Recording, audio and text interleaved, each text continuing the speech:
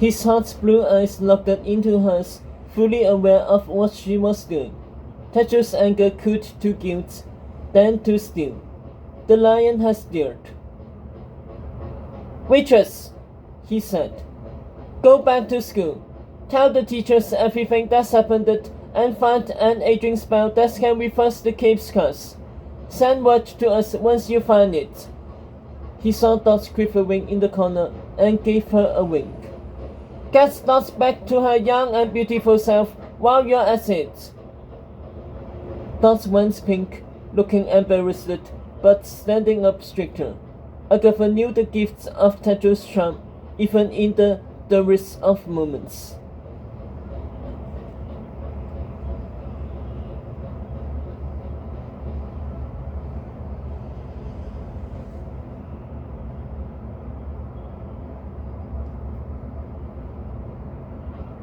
Nicola, the prince went on.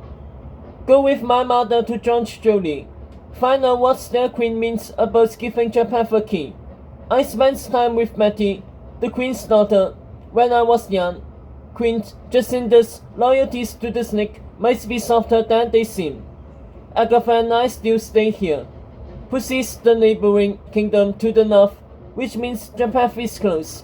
But as long as we have money, we are ahead of him. Once the witches find an aging spell, we'll restore Merlin's years, take the beer ourselves, and be on to the second test.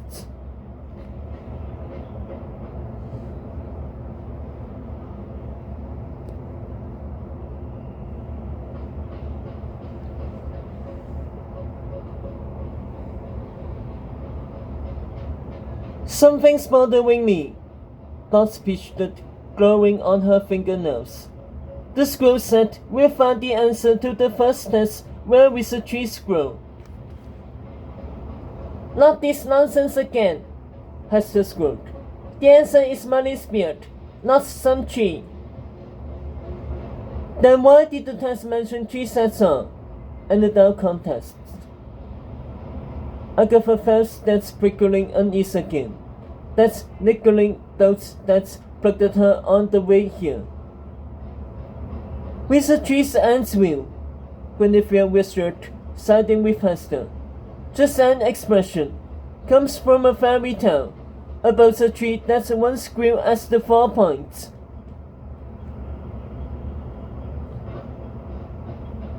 People thought the tree had magical powers.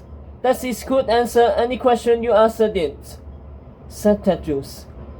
Each of the 4 points leaders wanted the tree for themselves.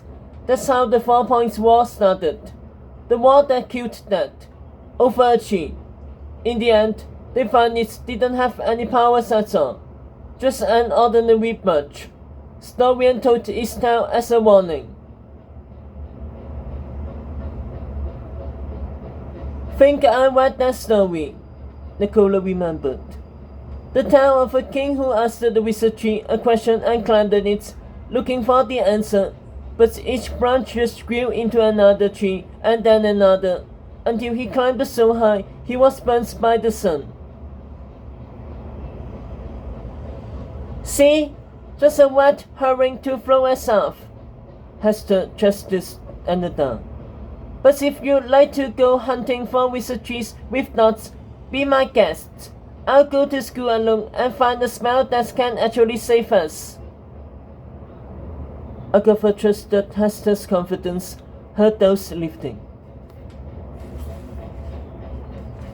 Should we use the flower grant from Bloodbrook to get to school? And down we first, piercing her tattooed friend. Naval stations are less about security. We can't pretend to be Dot's daughters. Should keep us from being recognized. Dot lets out a fresh wail. Meanwhile, Guinevere huddled with Nicola. George Jolie is a few miles north. We'll be there by sunrise. Getting an audience with the Queen is another matter. Knights of the 11 protect her kingdom and their fearsome warriors.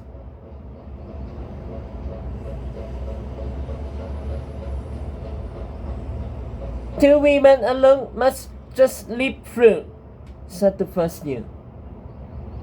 I'll come with you, Dot insisted. Nicola hesitated. You don't want me to? The whistle asked. Of course I do. It's just a boy will mess up our plan. A boy?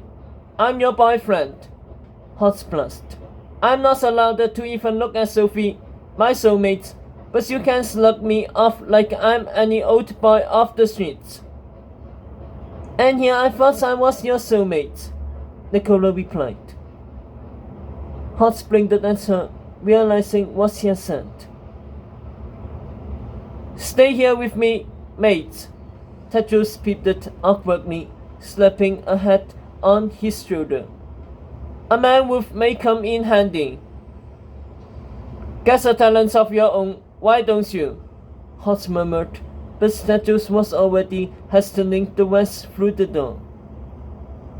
Report back when you can, the prince ordered. Sooner we finish the first test, the closer we are to killing the snake.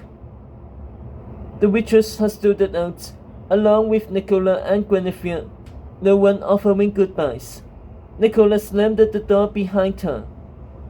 They were alone now, Agatha, the prince, and the wizard, in a haunted room, with a cursed child. Bugger that's up, didn't I? Hot mumbled, his eyes lingering where Nicola had left. Tedros ignored him and huddled over Agatha's shoulder, the two of them peering down at Merlin, the infant's giggles replaced by a calm, intense stare. How did he stay alive for so long in that cave? Tedros wondered. Must be hungry, Hot said, climbing next to the prince. How do we feed the baby? The two boys turned to Agatha. Don't look at me, Agatha shot back. The baby made a gurgling noise and his once glanced down to see Merlin clenching his tiny head, lapping up milk, magically bubbling up from inside it. Wizard baby, ain't it? Tedros marveled. Merlin fussed as he finished, wriggling in Agatha's arms. Think you're supposed to burp him, said Hot. Be my guest, Agatha said, thrusting Merlin as the whistle. Tedros intercepted him, taking the baby against his chest and gently thumping his back. Hi, he whispered. The baby blushed softly, wrapping a tiny hand around Tedros' rump and the other around Agatha's. Princess and prince couldn't help but smile at each other. Thought you two were supposed to get married first, said Todd sourly. You know, before having a baby. Agatha shot him a look. Thank the stars I wasn't an ever, Hot growled. Zero sense of humor. Mama, the baby said, clamoring for Agatha.